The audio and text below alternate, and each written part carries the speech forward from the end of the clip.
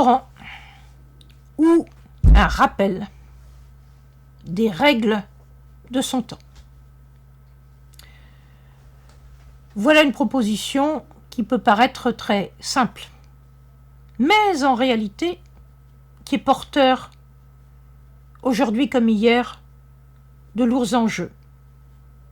Ce qu'il faut bien comprendre, c'est que la parole coranique s'est dite dans une société qui avait ses contraintes, qui avait ses enjeux, qui avait ses règles.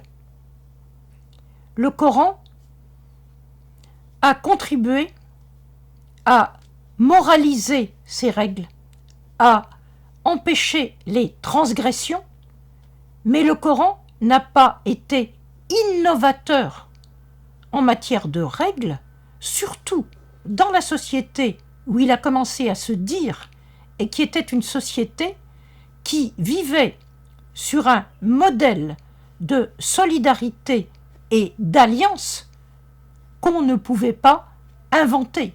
Ce modèle existait avant le Coran et le Coran a contribué à faire respecter les règles de son temps. Mais alors, que se passe-t-il quand le Coran est adopté par des sociétés qui vivent de façon différente?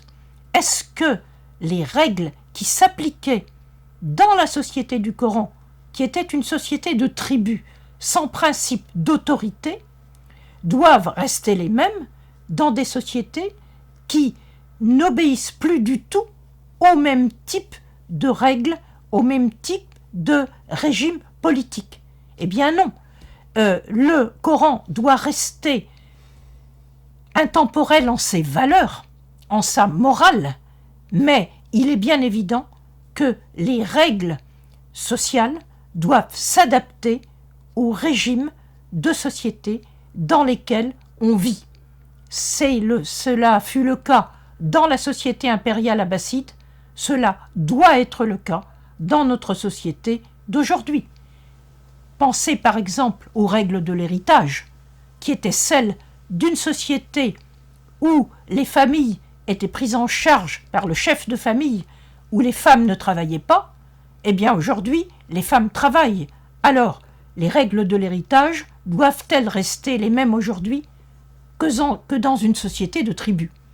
C'est évidemment aux musulmans de répondre, mais je dirais que d'un point de vue historique, il faut que les gens d'aujourd'hui soient conscients de l'évolution qui est intervenue et n'appliquent pas des règles anachroniques dans une société auxquelles elles ne correspondent plus.